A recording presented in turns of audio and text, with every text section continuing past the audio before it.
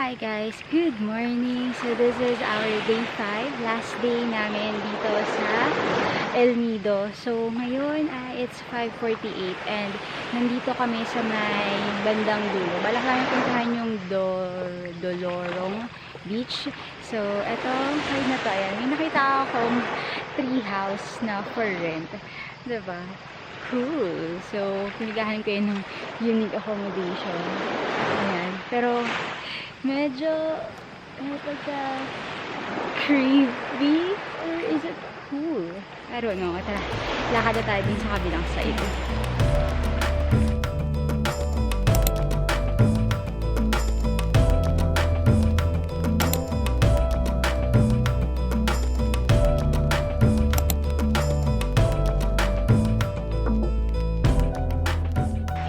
So, ito talaga yung advantage kapag nag-e-explore ng isang spot, lalo na yung mga hindi typical na pinupuntahan ng mga turista. Kasi, ayan o, we have a wonderful view nitong islet na to. It's giving isolated vibe or island vibe, ganyan. Kasi, alam mo walang turista dito sa part na to. Kasi tingnan mo naman yung likuran namin, yung kabilang side. Diba? So, walang accommodation, walang bahay, walang bangka na nakapark. So, most likely hindi to talaga pinupuntahan tong spot na to. No? Ayan guys, as you can see, yung mga kasama lang namin dito ay the island dogs.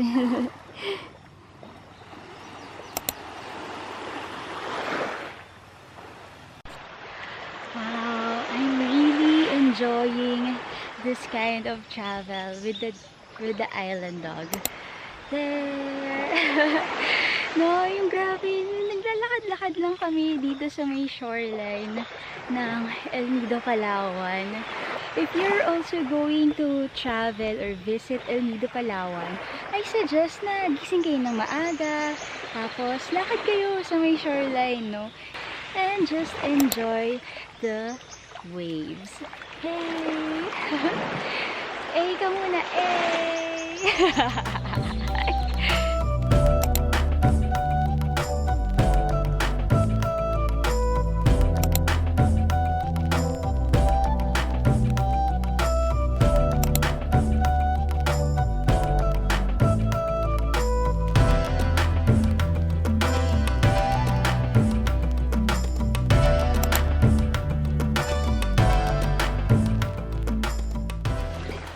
This is literally my happy feet.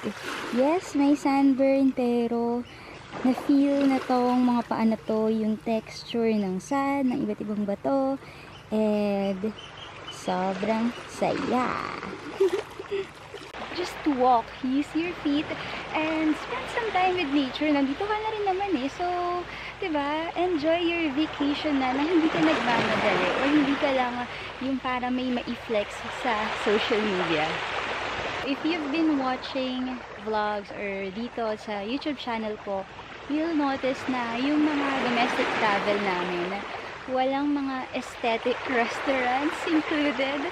So, it's the DIY travel, it's the things to do, accommodation, and yung mga where to eat na portion ay nasa karinderya. Kasi kapag nasa probinsya, mas gusto namin kumain sa karinderya para mas, alam mo yun, mas immerse ka dun sa culture nung lugar.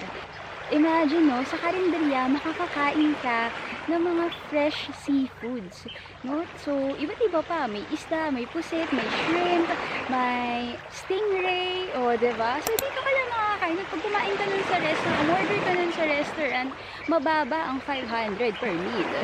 Diba? So, ayun lang naman. Try the local eatery sa mga probinsya na pinupuntahan din ninyo.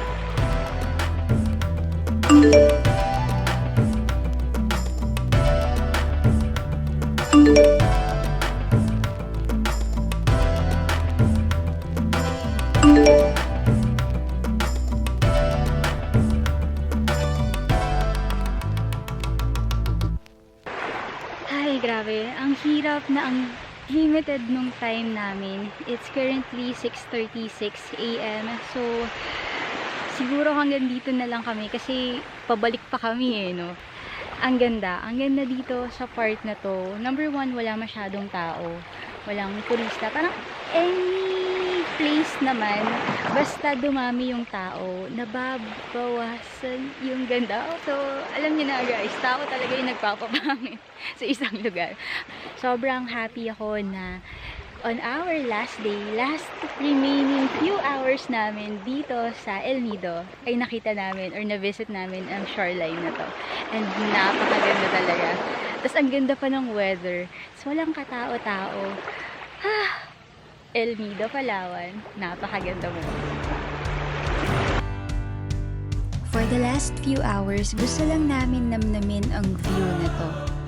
Hopefully makabalik kami sa El Nido, Palawan, especially dito sa Dularog Beach.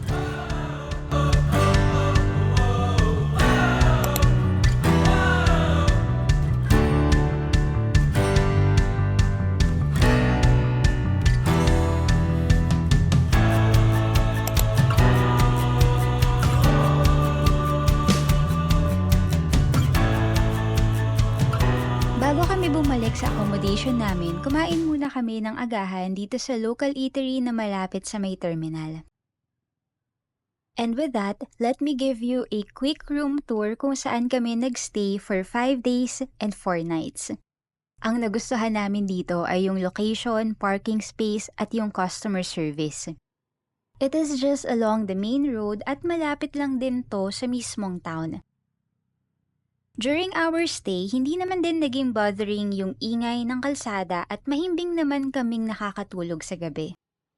May parking space na din sila kaya nakapag-rent kami ng motor for 5 days.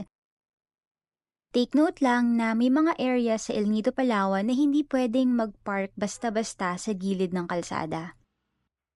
We also booked our island hopping tours and van transfer from our accommodation. The best part is, they gave us discounts. Mas mura pa kesa sa Klook.